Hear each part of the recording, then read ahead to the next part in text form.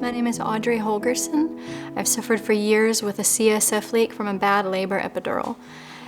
My epidural was done by a registered nurse anesthetist. It was traumatic. There were over 10 attempts made at epidural catheter placement. I asked her to stop and for a different provider, but she continued. Before I left the hospital, I had a noticeable headache. Coming home with a newborn and a spinal fluid leak was really intense. You can't raise children from your back, but the more you're upright, the sicker you get, and the worse your symptoms are. My symptoms at times were very scary.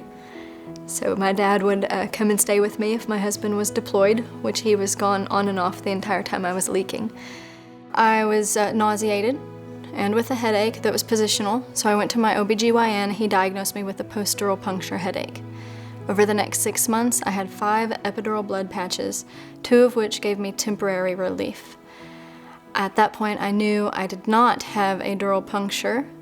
Likely it was a dural tear. But my primary told me he'd never heard of a dural tear from a labor epidural, and he would not pursue it. So I went to the patient advocate on the Air Force Base, and she told me she thought I was seeking attention because my husband was in Afghanistan. I got a new primary and an insurance caseworker. I then saw 3 neurosurgeons. None of them helped. One even told me that since I didn't have CSF pouring out of my nose, that it couldn't be a leak.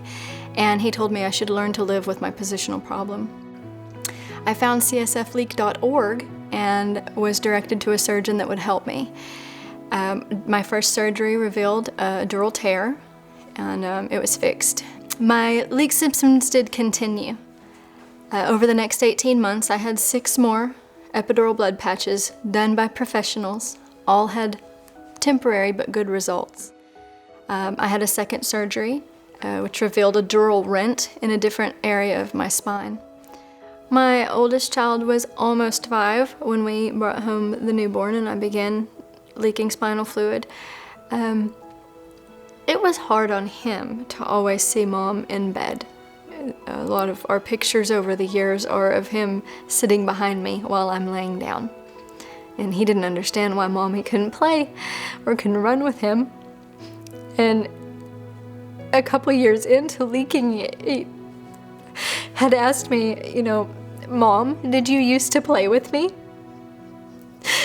And it occurred to me then that he will never remember me as the physical, loving, playful mom that I was. Well, it was very hard. Every part of this, it's impossible. It's impossible to be told no and to not be heard. When people don't believe you and your physicians write you off or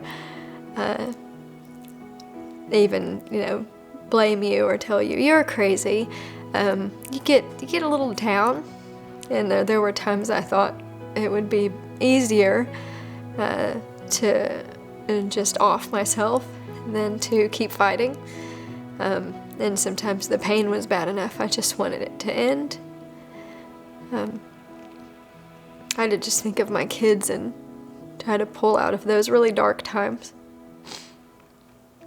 Coming out of all this and being as sick as I was, I can at least now be grateful that I can be upright throughout the day and be a mother for my children and allow my husband to do his job and deploy.